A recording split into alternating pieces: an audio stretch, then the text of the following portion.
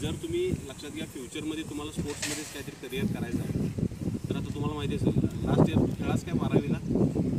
नाही तर आपल्याला जिल्हा आम्ही ज्यावेळी खेळत होतो त्यावेळी तसे मार्क्स मिळत नव्हते पण आता तुम्ही डिस्ट्रिक्ट कॉम्पिटिशनला जर पार्टिसिपेट असाल आणि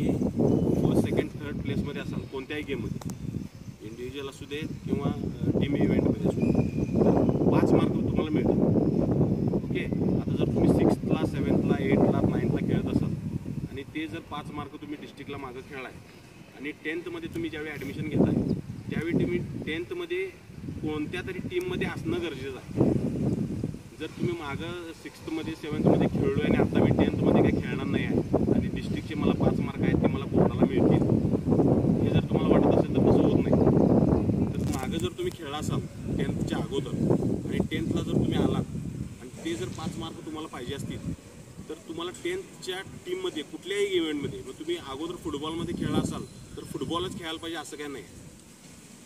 लक्षात येते तुम्ही कुठल्याही इंडिव्हिज्युअलमध्ये घ्या किंवा टीम इव्हेंटमध्ये भाग घ्या भलेही तुम्हाला प्लेस मिळू दे अगर न मिळू दे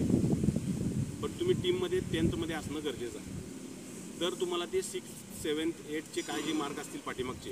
ते तुम्हाला मिळतात आणि 10th मध्ये जर तुम्ही काय पार्टिसिपेशन केलं तर तुम्ही समजा 6th मध्ये असताना किंवा 8th मध्ये असताना डिस्ट्रिक्ट खेळाय 10th मध्ये तुम्ही डिव्हिजन किंवा स्टेट खेळा तर जे मार्क जास्त होतात ते मार्क तुम्हाला बोर्डाला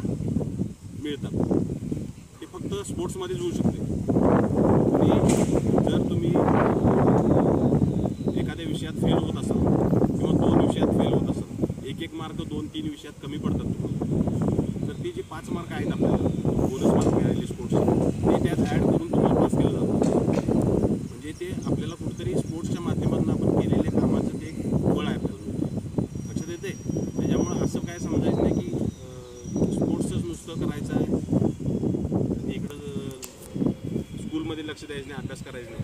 तर ह्याच्याबरोबर दोन्ही तुम्हाला करता आलं पाहिजे स्पोर्ट्स पण असलं पाहिजे आणि तुमचं स्कूलमध्ये तुमचं अकॅडमिक पण चांगलं असलं पाहिजे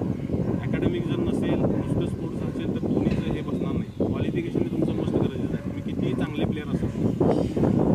आता पोलीस भरतीसाठी जर बघितलं तुम्ही तर क्वालिफिकेशन किती आहे आत्ताचं 12वी पास बरोबर आहे जर तुम्ही 12वी पासच नसाल आणि चांगले फुटबॉल प्लेअर असाल चांगले मी म्हणतो महाराष्ट्रात तुम्हाला तोड नाही तरी देखील काय होतंय की तुमचं क्वालिफिकेशन नसल्यामुळे तुमचं सिलेक्शन होऊ शकत नाही बरोबर आहे त्याच्यामुळं स्पोर्ट्सबरोबर तुमचं अकॅडमिक पण चांगलं असणं गरजेचं आहे त्यामुळे दोन्हीची सांगड घालायची अभ्यासाच्या वेळी अभ्यास करायचा स्पोर्ट्सच्या वेळी स्पोर्ट्स आणि कायम व्यवस्थित प्रॅक्टिसमध्ये राहा तुमचं भविष्य उज्ज्वल आहे तुम्हाला काहीतरी तुला जे टार्गेट तुम्ही ठेवला आहे ते तुम्हाला अचीव होईल ओके यासाठी मी तुम्हाला शुभेच्छा देतो